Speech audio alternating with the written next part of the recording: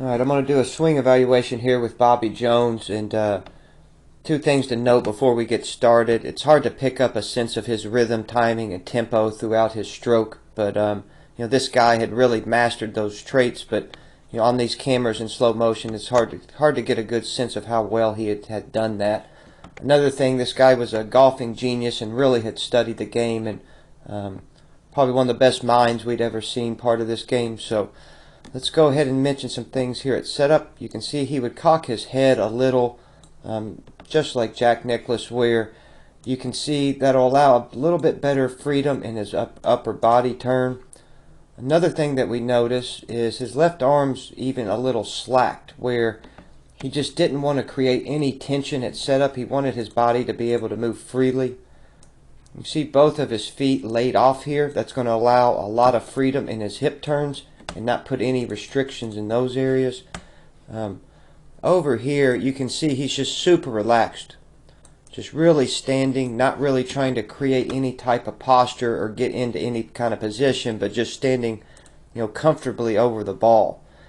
Another thing, you can tell he's kind of lined up on the toe here for his woods, and he would also stand a little bit closed in his woods, but that stance would get more square as he went down to irons and even a little open into his shorter irons, or back then it was called a niblick. But so yeah, let's go ahead and pull him off the ball. A cool trait of his is he kind of lets the club head drag, and he just doesn't want his right hand to get active at this moment, so he can create some good width here off the ball and to make sure that his right hand stays quiet through the stroke. So you can see his shaft angle compared to his arm angle at this moment. The shaft's still in front of that. So again, he would think about more winding up off the ball rather than keeping his lower body stable. And he really concentrated more on this left arm while trying to keep the right hand quiet. So as we pull him back here, you can see the club gets around him early, but that's mainly due to the freedom of his hips, not that he's taking his hands and placing it there. It's just his body just has a lot of freedom, and that's why the club's behind him. As we go ahead and get towards the top here, you can see he makes a pretty abrupt cocking of the wrist there at that moment. But if you look at his upper body turn, he's already hit pretty much the 90-degree mark. So as he gets all the way to the top here, you can see he's made a huge turn in the upper body, a big turn in the hips. And when you look over here, by the club going under him a little early with the hip freedom and the big shoulder turn up here, that's what sent the club across the line. He's not making any mistakes by lifting or picking up to that moment. It's just how well and how much freedom he has in his body turn. Old school players really had a lot of leg action, but when you look at his, it's really well balanced.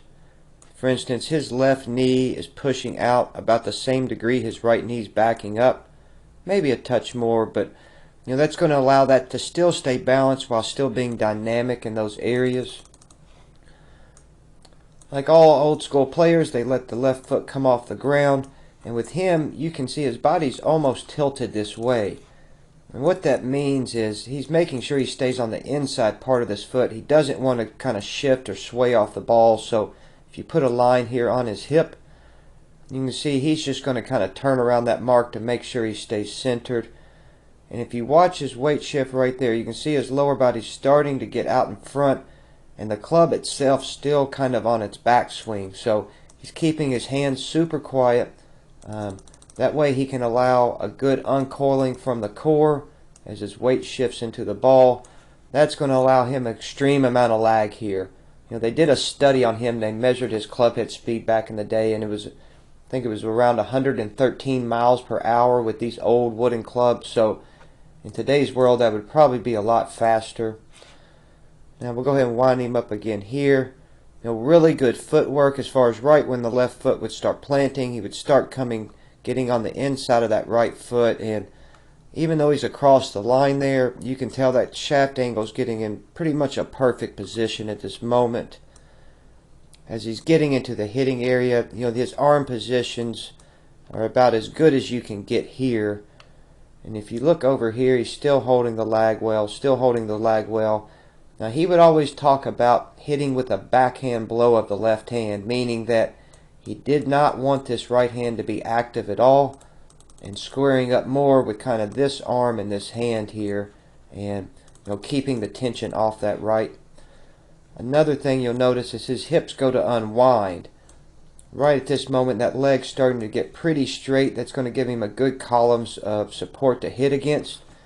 Again, there's the freedom, no interruption with the arms, good clean release, staying behind the ball with a wood, which is good. And yeah, just a really free-flowing swing, super smooth, super silky, and I really envy, kind of how effortless it was for him.